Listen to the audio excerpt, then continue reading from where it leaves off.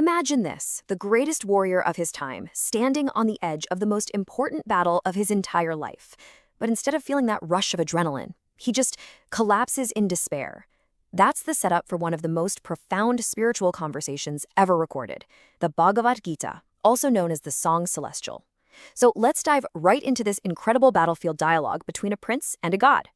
So we're on the sacred plain of Kurukshetra. You've got two gigantic armies staring each other down, ready for war. But just listen to these words from Prince Arjuna. You're not hearing the roar of a confident warrior here. It's the raw cry of a man whose heart is absolutely breaking. He's looking out across that field, and he doesn't see enemies. He sees his family. So yeah, the whole story kicks off not with the clash of swords, but with this deep crisis of conscience. Arjuna, who's supposed to be the hero of the Pandava clan, is just completely overcome with this paralyzing grief, thinking about what he's about to do. I mean, just look at the impossible choice he's facing. This isn't some war against a foreign army. This is a civil war. On the other side, that's his own grandfathers, his most revered teachers, his cousins, his friends. To win this kingdom, he literally has to kill the very people he would want to win it for.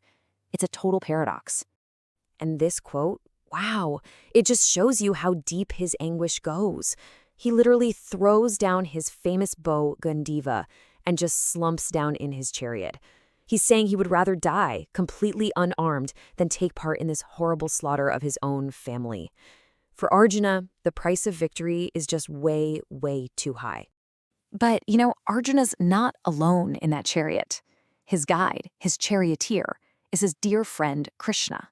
And it's right here, in this moment of total breakdown, that Krishna reveals his true divine nature and begins one of the most celebrated philosophical teachings in all of human history. And Krishna's response? It's immediate and, frankly, a little startling. He doesn't just offer a comforting pat on the back. Nope. He challenges the entire foundation of Arjuna's grief. He basically says, "You're mourning for all the wrong things." He's about to completely flip Arjuna's perspective from this temporary world of bodies and battles to the realm of the eternal. Okay, so this gets to the absolute core of it all, the concept of the Atman, the deathless spirit. Krishna explains that your true self, your soul, was never born and it will never, ever die. The body, it's just a temporary home. Like a set of clothes the soul puts on and eventually takes off for a new one. Life, he says, cannot kill and it can't be killed.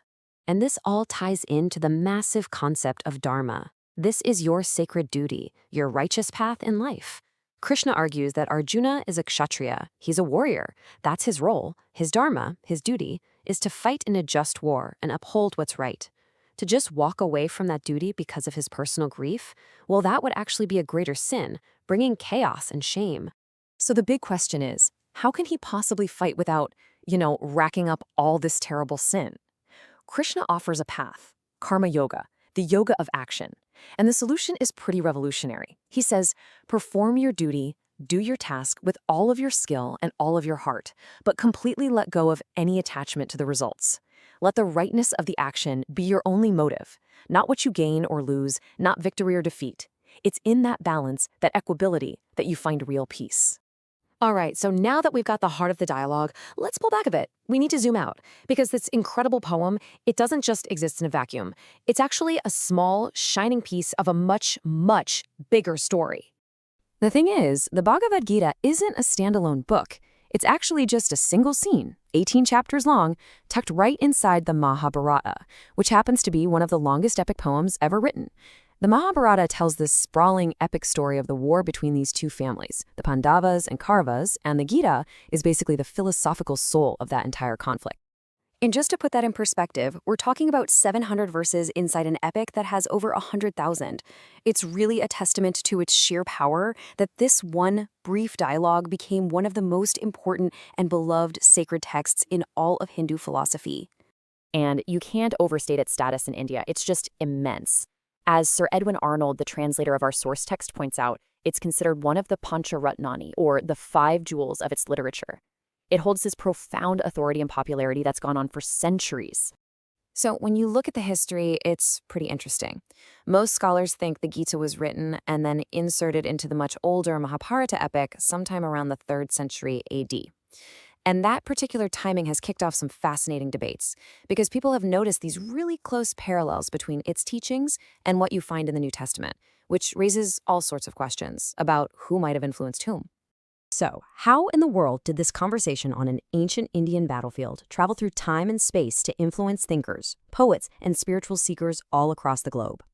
Well, its journey is this remarkable story of translation, rediscovery, and its eventual embrace by Western esoteric thought.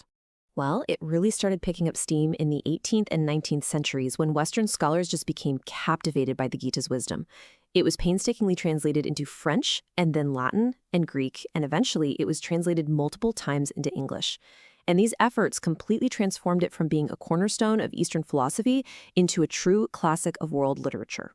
And this dedication from Sir Edwin Arnold, the translator we've been referencing, it just perfectly captures the spirit behind all this work. You can feel this profound sense of admiration and almost a duty to share what he called its wonderful and spirit-thrilling speech with a whole new part of the world. So, after all that, after this journey through epics across centuries and all around the world, what is the ultimate message of the Bhagavad Gita for us, right here, right now? Let's try to distill its core teachings down. At its heart, the Gita gives us this incredibly practical framework for living a life of purpose, even when things are chaotic. It teaches us that our true self, our essential nature, is eternal and fearless.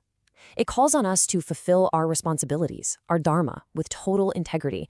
But the real key is to act with passion and skill, while at the same time letting go of our attachment to the outcome. True, unshakable peace, it argues, doesn't come from what's happening outside of us, but from mastering our own inner world. And that brings us right back to where we started, with the same question that sparked this entire divine song. Arjuna's battlefield might have been Kurukshetra, but, we all face our own battles, our own conflicts and impossible choices. The Gita asks us to look at those challenges head on and really consider, what is our rightful duty? What is our Dharma? And can we do it with courage, free from the fear of failure or the hunger for reward? This is for entertainment and educational purposes only.